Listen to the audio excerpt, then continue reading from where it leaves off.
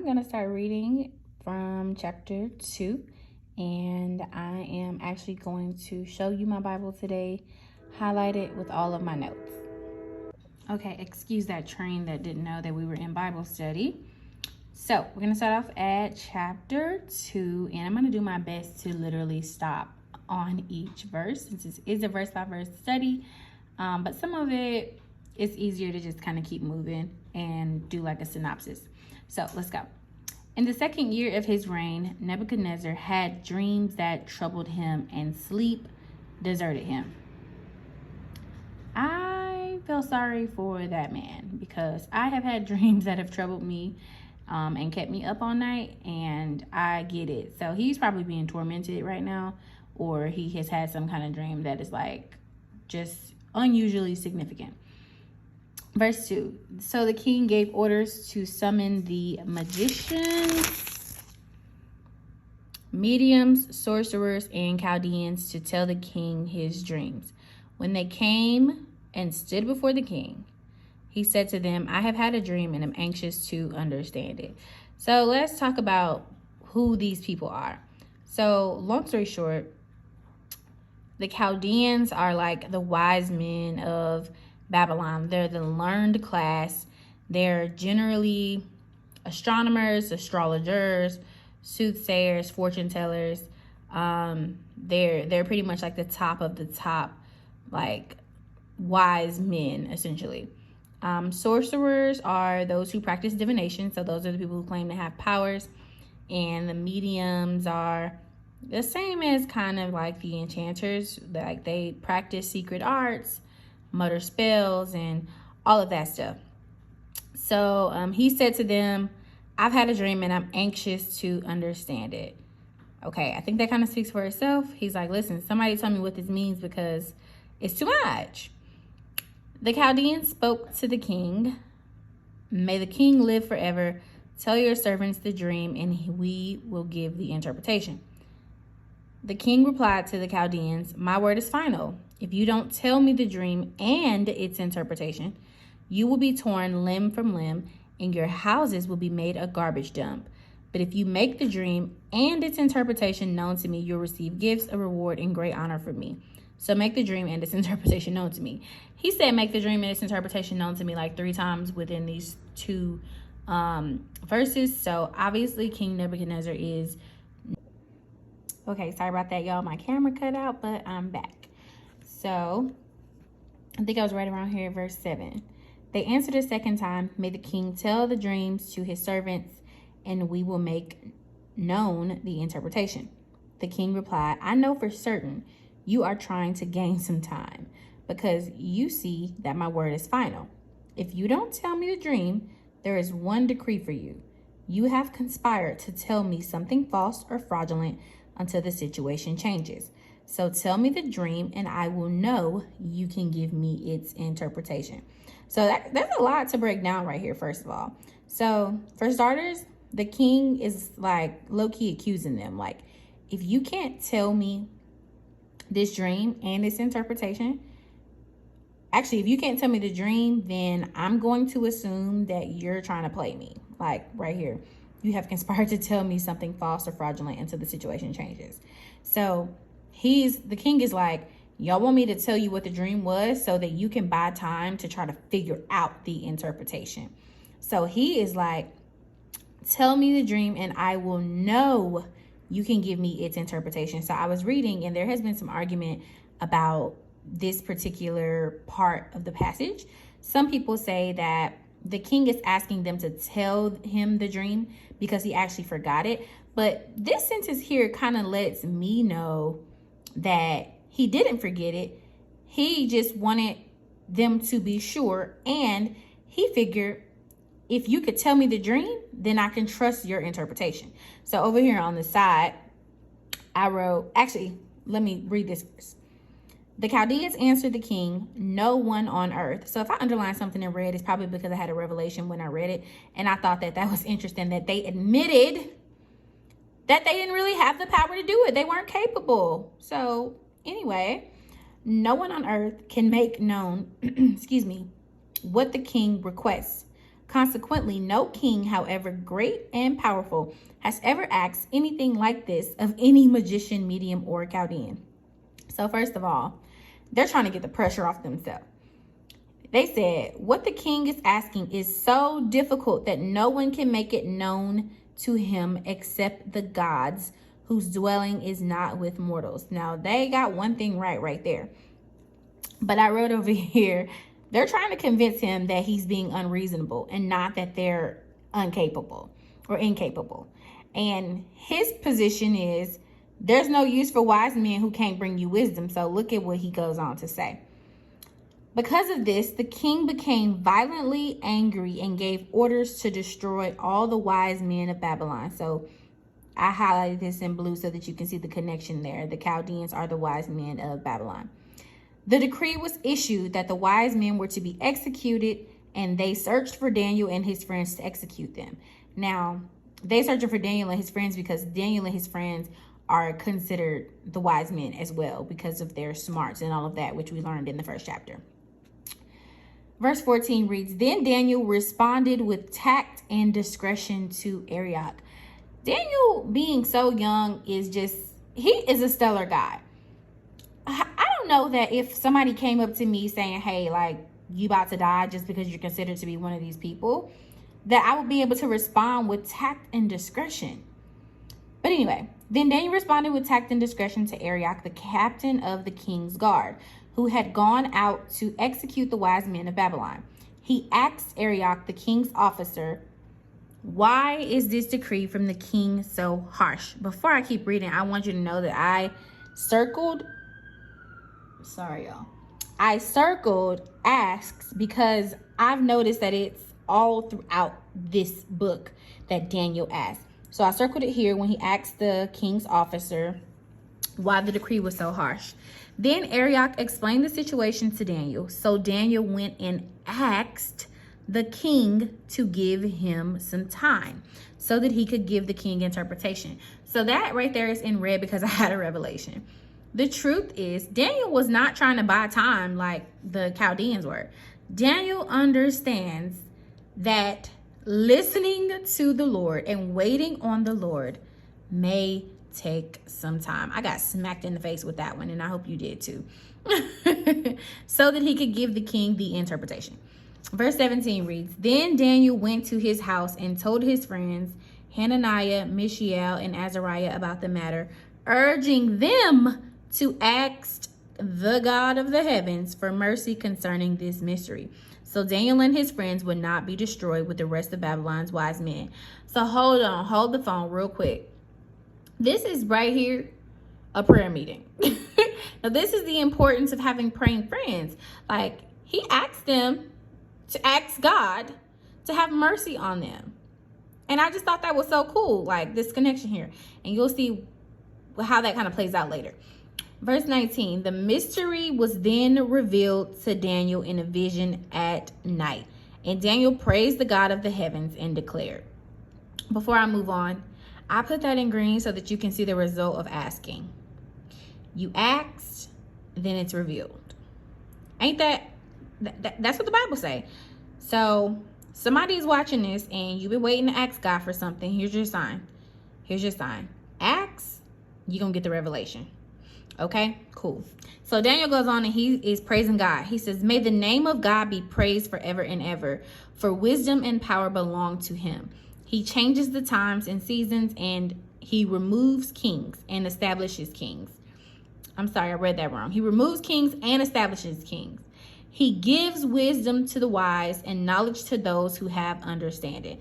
Right here, I put communication. So Daniel is right here thanking God for communicating. Like, he's like, thank you, God. Like, you gave me wisdom. Like, you heard my cry, you heard our prayer, and you responded. So thank you for communicating with me. He goes on to say, he reveals the deep and hidden things. He knows what is in the darkness, and light dwells with him. I offer thanks and praise to you, God of my fathers, because you have given me wisdom and power, and now you have let me know what we asked, there go that word again, of you. For you have let us know the king's mystery. So I put this in red because I had a revelation. First of all, Daniel had not even talked to the king. He don't even know if what was just quote unquote revealed to him is even what the king dreamed. But right here, he is thanking God because he is sure, he is certain that he just got a confirmation from God.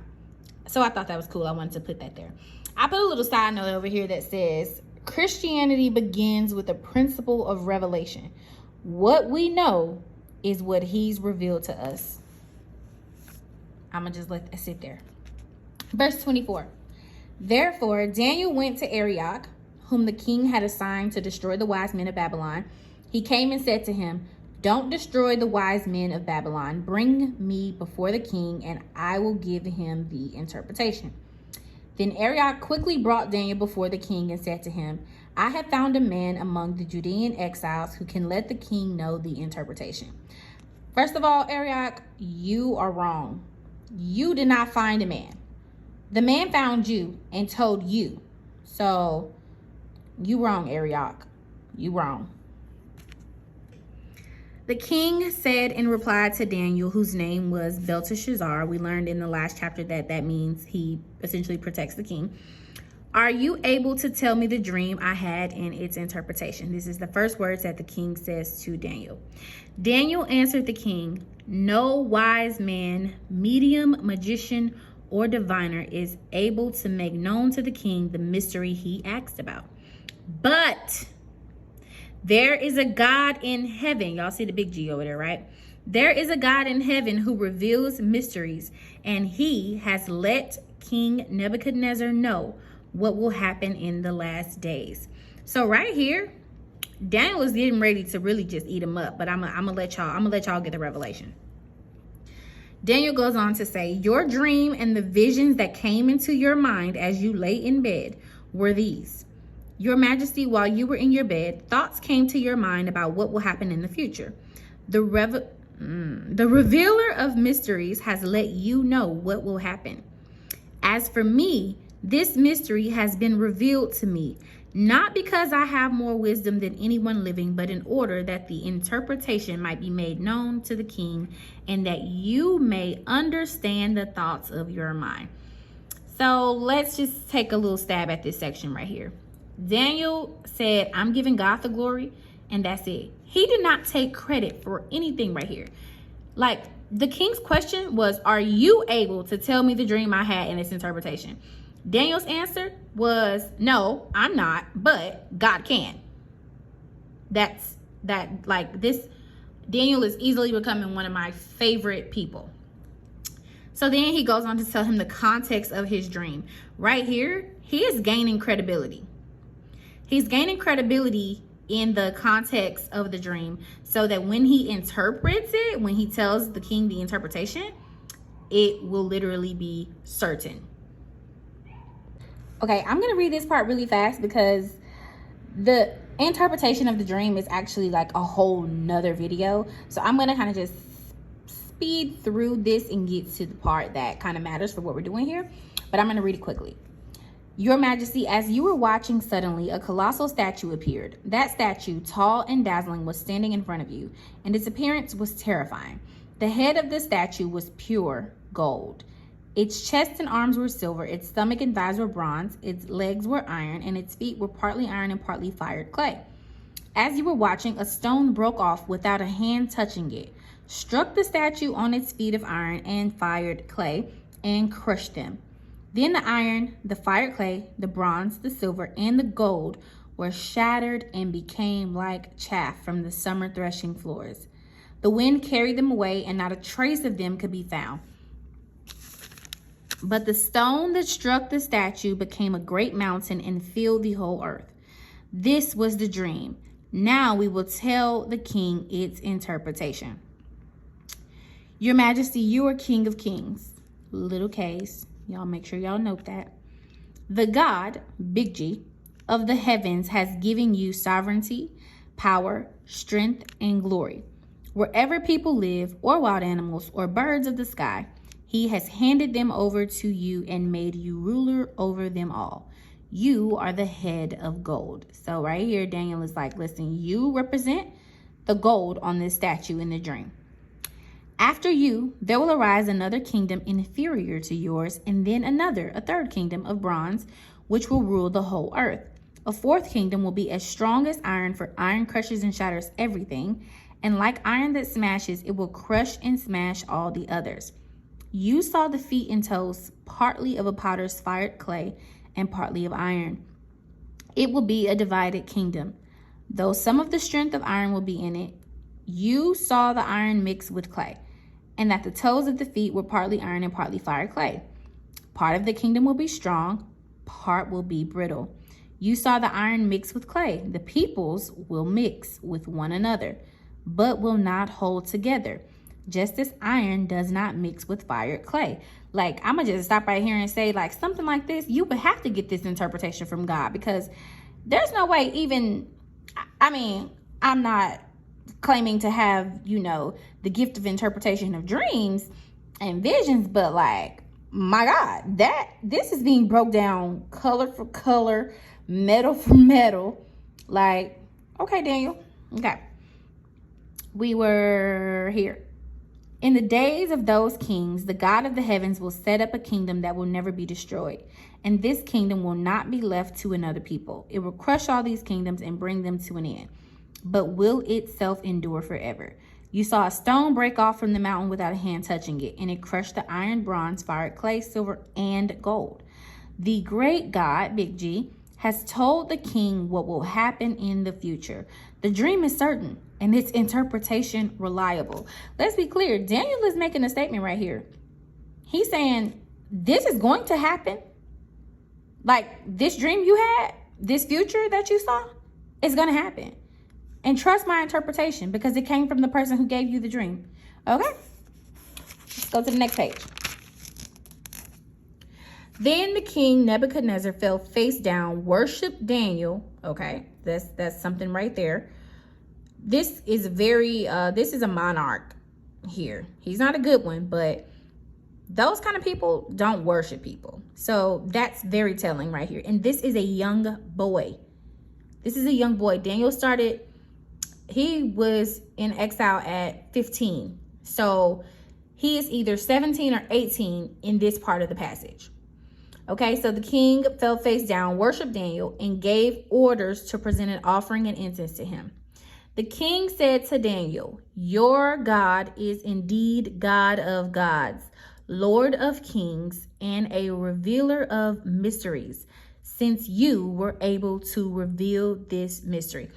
I want to just pause right there, because I want y'all to remember that Daniel is in a culture. He has been captured and put into a culture that does not honor God. This is huge. This statement is huge coming from this king. This is huge. And so sometimes all it takes is for you to be in a culture and not compromise against God for God's will to still be done.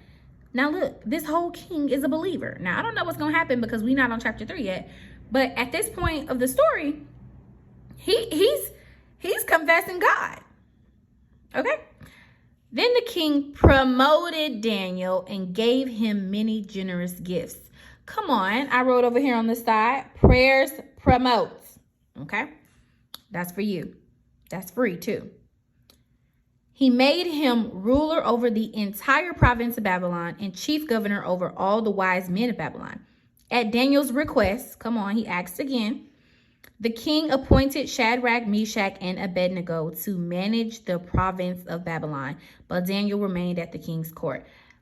This is how you look out for your friends, and this is how God they prayed together. Daniel didn't pray by himself.